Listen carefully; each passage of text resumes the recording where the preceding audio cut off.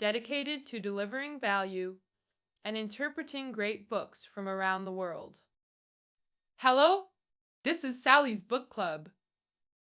Today we're exploring the book, The Work of Art in the Age of Mechanical Reproduction. Seed 9. Benjamin. Walter Benjamin, one of the greatest thinkers of the 20th century, lived a tragic life ending in suicide in his 40s. His ideas were so ahead of their time that few recognized his genius during his lifetime. Like a prophet, he foresaw the rise of capitalist cultural industries and offered frameworks to understand modern art. Classic artworks in our imagination are technically masterful, priceless treasures enshrined in museums for worship. But modern art seems strange. Many works appear skillless, like random scribbles to ordinary people.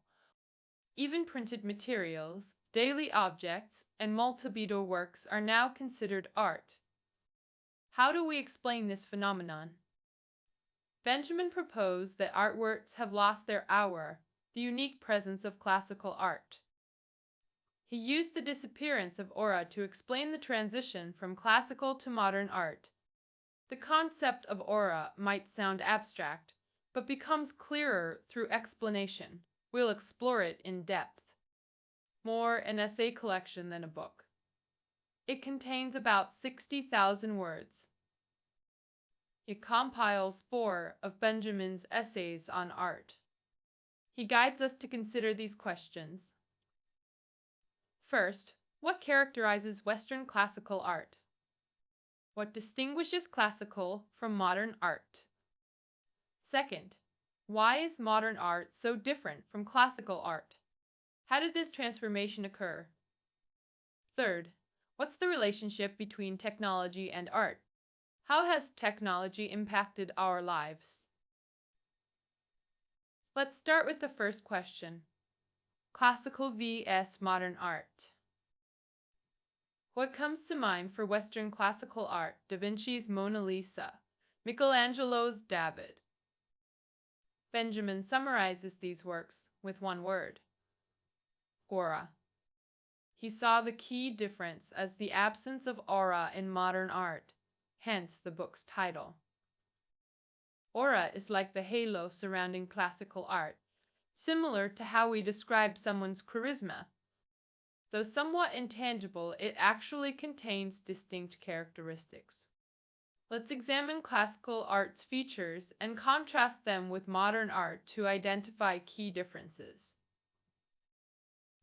The first characteristic of classical art is uniqueness, each piece being one of a kind.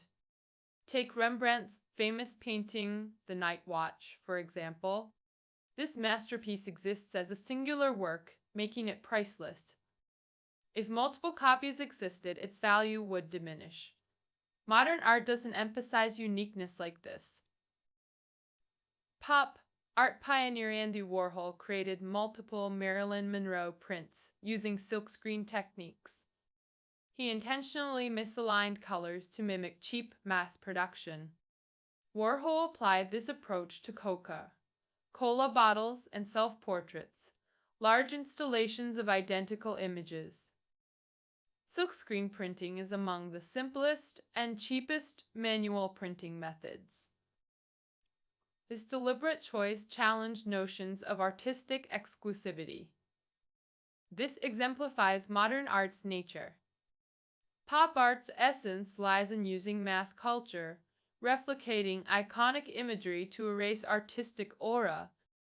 Benjamin observed that printing technology enables infinite art reproduction. Even perfect copies lack the original's unique essence. This might suggest Benjamin worshipped artistic authority and opposed reproduction. Actually, he embraced technology and reproduction. He recognized reproduction's benefits, liberating art from exclusive originals. Technology democratizes art access for ordinary people. Classical art's second characteristic: cultivated distance. This distance isn't just physical or temporal, but psychological. To appreciate art, this sense of distance is essential. Aesthetician Boileau proposed the concept of psychical distance. Beauty requires proper viewing distance. When navigation technology was primitive, fog at sea meant danger. No time for scenery appreciation. But watching sea fog safely from shore creates beautiful scenery. Hence, distance enables aesthetic appreciation. Boileau believed beauty emerges through distance. Hence the saying, distance creates beauty. Of course, these are classical perspectives. Modern art eliminates distance, accessible through museums and spontaneous cultural pilgrimages. The closeness applies both physically and psychologically. Mona Lisa isn't confined to Louvre. She's on shirts, phone cases, everywhere in daily life. Modern artist Duchamp even exhibited a urinal as art. Submitting Fountain under pseudonym R. Mutt to 1917 New York exhibition. A porcelain urinal turned artwork. Why this title? Referencing Ingres' classical painting The Spring, depicting a nude woman with water vessel. Ingres' work celebrated classical beauty through idealized female nudes. Duchamp deliberately contrasted his urinal with Ingres' beauty, subverting artistic conventions. This radical act mocked classical art's solemnity, using mass-produced object as art. Modern art embraces the mundane. Ordinary objects become art through context. Classical art's third characteristic, connection to worship and ritual. Ancient humans deified nature's forces through rituals for survival. They personified natural elements as deities, conducting ceremonies for good harvests. How could early humans focus on art when struggling for basic survival? They did create art, but not for aesthetic appreciation. Ancient art served worship and ritual purposes, like the Lascaux cave paintings, depicting bulls as hunting magic before humanity dominated nature. Western classical paintings predominantly featured religious themes. These larger-scale hyperrealistic works evoked religious awe through technical mastery. Such works possessed Benjamin's aura, but later prioritized exhibition value over ritual function. Art ceased being prayer objects. Modern viewers appreciate Da Vinci's Virgin of the Rocks compositionally, not religiously. We admire it aesthetically, but don't kneel in worship. Ritual and exhibition values coexisted historically. Art could serve both devotion and decoration. As religion declined, exhibition value overwhelmed ritual significance. Benjamin predicted quantitative changes would erase aura completely. Modern art has surpassed even Benjamin's predictions. Contemporary art rejects both ritual value and traditional beauty. Modern museums showcase more ugly, bizarre art than beautiful works. These works prioritize conceptual expression over aesthetic pleasure. This summarizes Benjamin's distinction between classical modern art. Modern art rejects uniqueness, embraces accessibility, and abandons beauty, a radical transformation. Hence Benjamin's diagnosis of the withering of aura. So how did this transformation occur? This brings us to our second key question. Art history doesn't develop in isolation. It's shaped by political, economic, and technological factors. Benjamin argues mechanical reproduction technology fundamentally transformed art in the industrial age. How did mechanical reproduction drive this change? Firstly, democratizing art creation. Secondly, democratizing art access. Let's examine the first aspect, simplified creation. In Renaissance era, preserving your likeness required commissioning expensive painters. Only nobility and church could afford such luxuries. Commoners were excluded. This exclusivity maintained art's aura until photography changed everything.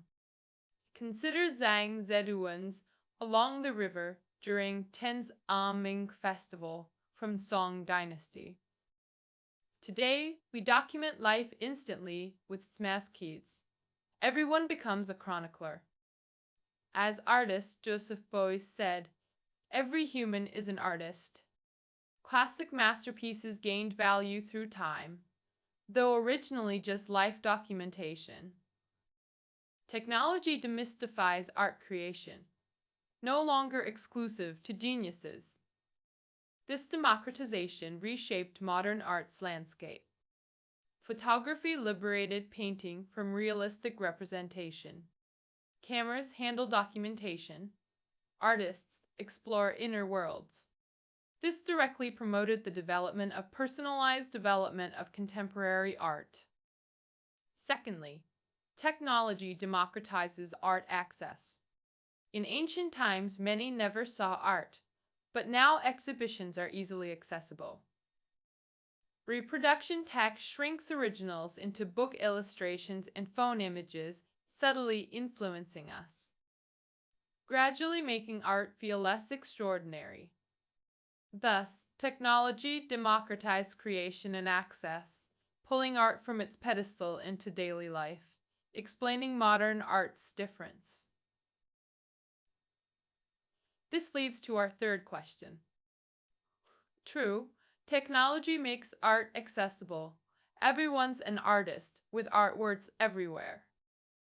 Beyond accessibility, how else has tech changed art? Do we even need artists anymore? First, tech blurs art, non-art boundaries, prioritizing concepts over technical skill. Take Andy Warhol's Brillo boxes, sounding grand, but being soap pad replicas. They're just oversized Brillo soap packaging copies. Warhol's factory produced boxes sold for $840,000. Museum displays mimicking supermarkets. This exemplifies Benjamin's Arliss art. Prompting, is this really art? Reactions. Some assume modern artists lack classical skills. Hence, junk installations. Yet art schools now produce highly skilled realists. Warhol himself was trained in commercial design and illustration. He possessed exceptional drawing skills beyond mere replication. Pre-fame, he created charming children's book illustrations, especially whimsical cat drawings. In tech-dominated society, art explores what machines can't. Conceptual philosophical pursuits beyond realism. Art increasingly resembles philosophy rather than traditional art forms. Traditional standards, like beauty and sublimity, vanish. Benjamin's withering of aura. If Warhol's boxes and Duchamp's Burinal are art, what isn't the art? Non-art boundary blurs. Technological advancement diminishes distinctions between artists and non-artists. Technical mastery becomes commonplace with technological assistance. Modern art prioritizes conceptual expression over technical skill. Non-professionals create art through new media and bioart. Scientists becoming artists. Artistic creation democratizes, no longer exclusive to genius individuals. Benjamin's key contribution, demystification of art history. Demystification means questioning established notions of greatness. No inherent difference between artists and audiences, just social roles. Benjamin's theory empowers. Art isn't exclusive to chosen ones. Technology unlocks human creative potential. Everyone can create. Technology transforms all aspects of life, not just art. These changes bring both benefits and challenges. Technology liberates human hands from manual reproduction. In Benjamin's era, photography revolutionized meme-making. Benjamin's analogy: violinists create tones, as pianists press preset keys.